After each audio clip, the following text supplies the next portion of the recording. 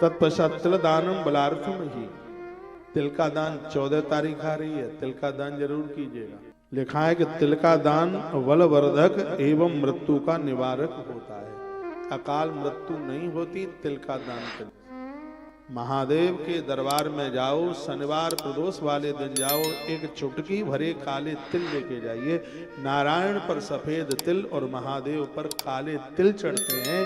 सफेद तिल धन देते हैं, सम्मान देते हैं, और काले तिल आरोग्यता देते हैं और लंबी उम्र देते हैं, लंबा आयुष देते हैं, लंबी उम्र देते हैं। से महापुराण में सब इसमें साबुत मूंग का भी वर्णन है। उसमें हल्का सा थोड़ा सा पानी मिला लीजिएगा, जल, और वह मूंग भगवान को, इसमें घी भी मिला सकते हैं, थोड़ा सा।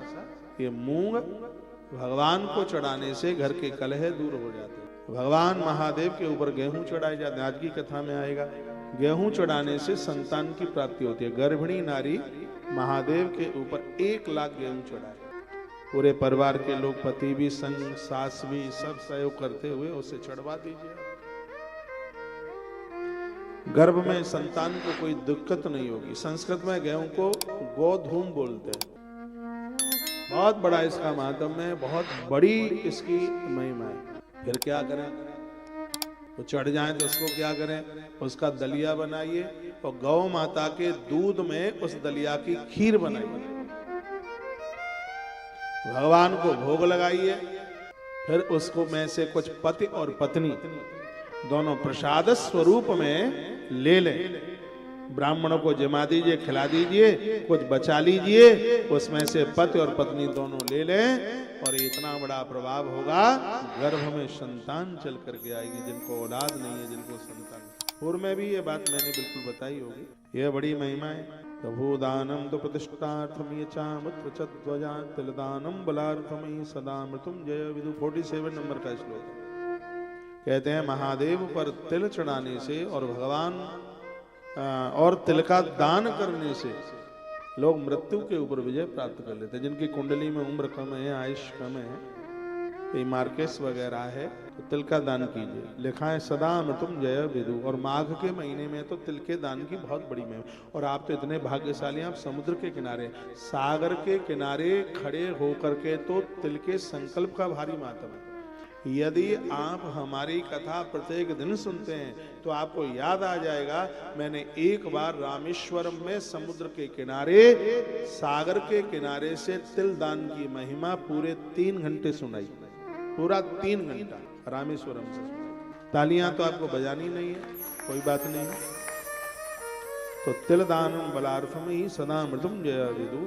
तिल के दान से बल मिलता है, शक्ति मिलती है, ताकत। बहुत लोग हृदय के बड़े कमजोर होते हैं, निर्णय नहीं ले पाते हैं, करें कि ना करें। ये पूरा जीवन उनका इसी में निकल जाते हैं, करें ना करें या ना करें, वो रिस्क सही नहीं ले पाते। और जिनको तरक्की हुई है उन्होंने रिस्क ली है, खतरा लिया है, खतरे के खिलाड़ी बने। किसी का भी इतिहास उठा करके आप देख लीजिएगा, बहुत आगे गए, उन्होंने रिस्क ली, खतरा लिया उन्होंने। तो ऐसी हृदय को ताकत देने वाला ये तिल है।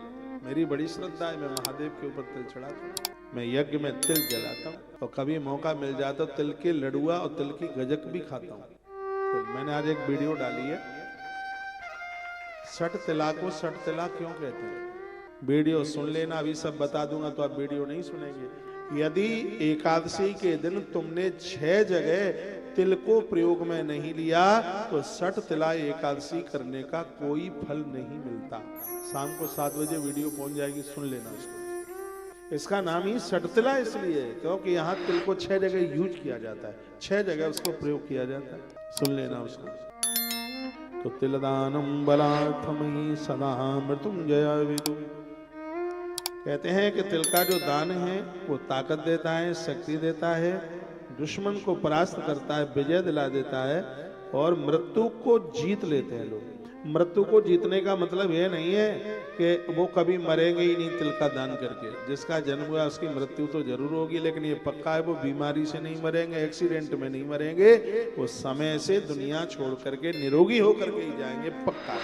ये महिमा है, ये विशेषता है भैया, ये इसकी तिल की बहुत बड़ी महिमा है। अगली बात, हिरण्यम जाठरागेस्तु वृद्धिदम वीर्यदम तथा आज पुष्ट कर्म विद्या दस्त आयुष कर्म विदु। आगे है स्वर्ण का दान, सोने का दान, जो मैंने अभी 12 दान बताए आपको। तो उसमें जो सोने का दान है, मैं कहता हूं कि बेटी का विवाह कर रहे हैं, नगदी भले ही थोड़ी कम दे दीजिए, लेकिन उसको स्वर्ण और चांदी के आभूषण जरूर दीजिए। कमर के नीचे चांदी पहनी जाती है और कमर से लेकर ऊपर तक सोना पहना जाता है। कोई व्यक्ति कितना भी अमीर क्यों ना हो, कमर के नीचे वह स्वर्ण नहीं पहन सकता, चाहे स्त्री और पुरुष कोई भी। स्वर्ण में नारायण का वास है और रजत चांदी में मां लक्ष्मी का वास है। चांदी में रजोगुण है और स्वर्ण में सतोगुण है। इसलिए रुद्राक्ष को सोने में मढ़वा लिया जाए तो व्यक्ति विद्वान हो जाता है, और रुद्राक्ष को चांदी में मढ़वा लिया जाए तो व्यक्ति धनवान हो जाता है।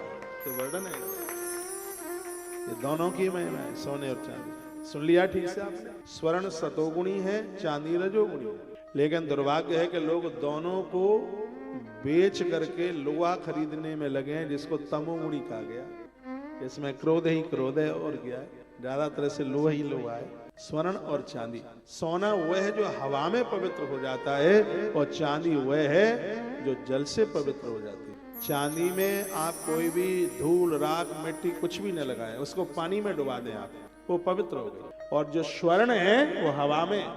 ग्रामीण अंचल के यदि यहाँ लोग बैठे हैं, अब तो ऐसा नहीं है, पहले लोग छुआछूत बहुत मानते थे। किसी निम्न जाति के व्यक्ति से छू गए तो वो डुकरिया दादी, उसकी नाक में सोने का फूल होता था इतना सा बड़ा, वो ऐसे हाथ में पानी लेती और फिर ऐसे लगाती, उस नाक से थोड़ी बहुत नाक भी टपक जाती कि पता नहीं, वो फूल से लगाती थी ऐसे, और फिर वो छींटे लगाती थी। अब तो पवित्र हो गया बिल्कुल। आपने भी देखा होगा ऐसा होता था। तो वो सोना, ये बाद में हमने ग्रंथों में पढ़ा कि सोना हवा में पवित्र हो जाता है। ये सोना क्यों पहना जाता है?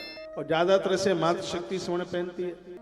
माताओं के पास इतने काम होते हैं, जहां तक कि नाली भी साफ करनी होती है, उसको घर द्वार आंगन झाड़ू बुहारी सब से साफ करना होता है। सोना एक ऐसा है जिसकी देह में सोना होता है, वो पवित्र माना जाता है, वो पावन माना जाता है। कहते हैं कि पूजा में कुशा की अंगूठी पहन करके, कुशा की मुद्रा पहन करके बैठो। यदि कुशा संभव नहीं है तो सोने की अंगूठी उंगली में हो। स्वर्ण को इतना पावन माना गया, इतना पवित्र माना गया है सोने को। तो लिखा हिरण्यम जाठ राग्रस्तु वृद्धदम वीर्यदम तथा। किसी को यदि पेट संबंधी बीमारियां हैं, जिनका यकृत ठीक से काम नहीं कर रहा, लीवर काम नहीं कर रहा है, जिसको किडनी संबंधी भी और भी पेट में पित्त वगैरह जिनका गड़बड़ हो रहा है, उनके लिए 24 कैरेट सोने का टुकड़ा पानी में डालो और ऐसे पानी को पिए। गर्भिणी नारी के लिए तो वरदान है। स्वर्ण उदर की बीमारियों को समाप्त करता है।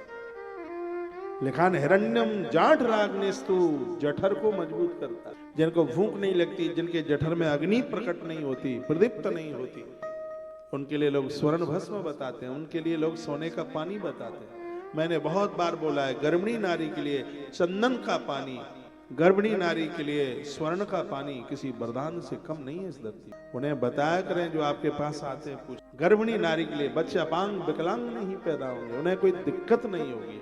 लिखा है 48 नंबर का श्लोक है, हिरण्यम जाठ राग्नेस्तु। सोना जठर को मजबूत करता है। सुवर्ण का दान जठराग्नि को बढ़ाने वाला। ऐसा कोई पुरुष जो संतान को जन्म देने में असमर्थ है, उसके पास मर्दानगी नहीं है, कहते हैं गौ माता के कच्चे दूध में सोना डाल दो, 24 कैरेट का कोई भी टुकड़ा, अंगूठी जो भी कोई हो, और वह मर्द उस दुग्ध को पिए।